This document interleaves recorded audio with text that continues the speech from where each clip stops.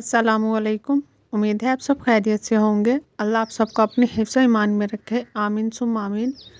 तो मैं जब भी इस्तग़फ़ार से रिलेटेड कोई पोस्ट अपलोड करती हूँ तो मुझे कमेंट बॉक्स में एक सवाल लाजमी मिलता है कि हमें कौन सा इस्तग़फ़ार पढ़ना चाहिए, इस्तग़फ़ार हमें किस वक्त पढ़ना चाहिए। और बाज़ औक़ात तो ये भी हालात होते हैं कि लोग मुझे मैसेज कर कर कहते हैं कि मैं काफ़ी टाइम से इतनी तादाद में इस्तग़फ़ार पढ़ रही हूँ या पढ़ रहा हूँ, लेकिन हमारा मतलूबा जो काम है वो हो नहीं रहा। तो आज की इस वीडियो में मैं आप लोगों के डाउट्स को क्लियर करूँगी और मैं आप लोगों को बताऊँगी कि कौन सा इस्तग़फ़ार पढ़ना चाहिए, कितनी बार पढ़ना चाहिए और आप क्या गलतियाँ करते हैं जिसकी वजह से वो कबूलियत में नहीं आ रहा अभी। पहले तो हम ये समझेंगे कि इस्तग़फ़ार क्या है, इस्तग़फ़ार के मीनिंग्स क्या हैं। तो इस्तग़फ़ार के मीनिंग्स होते हैं फॉरगिवनेस, के हम अल्लाह ताला से बख्शिश तलब करते हैं। और इस्तग़फ़ार का जो मतलब होता है वो होता है कि मैं बख्शिश तलब करता हूँ। कुछ लोग जब कहीं से भी इस्तग़फ़ार के बारे में कुछ भी सुनते हैं और वो पढ़ना स्टार्ट करते हैं तो वो कंप्लीट एक स्टडी नहीं करते इस बात के ऊपर और वो सिर्फ़ एक लफ्ज़ को दोहराते रहते हैं कि इस्तग़फ़ार इस्तग़फ़ार इस्तग़फ़ार। आप लोग इस बात को अच्छी तरह से अंडरस्टैंड कर लीजिए कि इस्तग़फ़ार का मतलब है बख्शिश तलब करना। किससे बख्शिश तलब करना ये उसमें नहीं है। इसीलिए बेहतर है कि आप लोग स्टडी किया करें जब भी आप लोग कुछ पढ़ा करते हैं। तो आप लोगों को क्लियर हो गया होगा कि इस्तग़फ़ार का मतलब होता है बख्शिश तलब करना और अस्तग़फ़िरुल्लाह का मतलब होता है मैं अल्लाह से गुनाहों की बख्शिश चाहता हूँ। तो देखिए अस्तग़फ़िरुल्लाह के मतलब में कम्प्लीटली ज़ाहिर है कि मैं अल्लाह से बख्शिश तलब करता हूँ अपने गुनाहों की। तो जब भी आप लोग इस्तग़फ़ार करने लगते हैं तो इस बात का लाज़मी ख्याल रखा करें कि आपने इस्तग़फ़ार नहीं पढ़ना, आपने जो तस्बीह करनी है वो अस्तग़फ़िरुल्लाह की करनी है।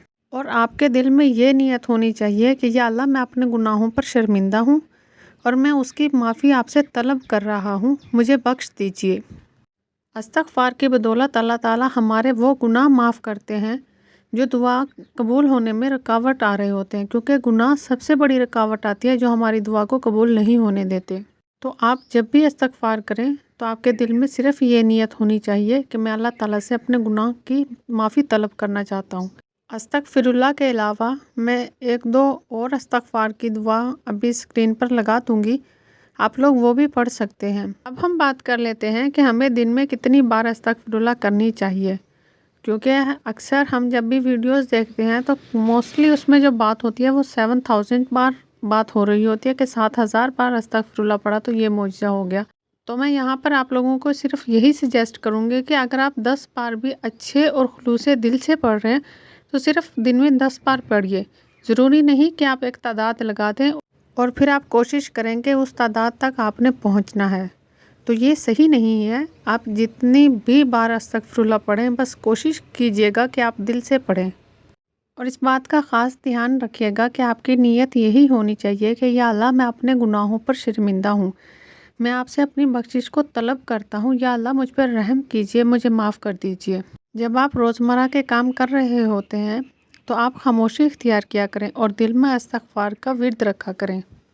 मैंने बहुत सी मिरेकल स्टोरी अपने चैनल पर शेयर की हैं और इसके अलावा आपको यूट्यूब भरा हुआ मिलेगा इस्तग़फ़ार के मिरेकल्स की वजह से। मैंने अपनी आंखों से भी बहुत से मिरेकल्स होते हुए देखे हैं। इवन मेरी अपनी लाइफ में भी अस्तग़फ़िरुल्लाह से बहुत से मिरेकल्स हुए हैं। तो आप लोग जब भी इस्तग़फ़ार पढ़ें, मैं इस बात पर ख़ुसूसन ज़ोर दे रही हूँ कि और आपकी नीयत यही होनी चाहिए कि या अल्लाह मैं तमाम गुनाहों की बख्शिश आपसे तलब करता हूँ, तू मेरा रब है और मैं उसी तरफ रुजू करता हूँ। बेशक अल्लाह गफ़ूरुर रहीम है, वो रहम करने वाले हैं। मैं उम्मीद करती हूँ कि आपकी जो कन्फ्यूजन थी इस्तग़फ़ार को लेकर वो क्लियर हो चुकी होगी, लेकिन अगर आपको फिर भी कोई मसला है तो आप कमेंट बॉक्स में हमसे पूछ सकते हैं। जज़ाकिल्लाह, खुदा हाफ़िज़।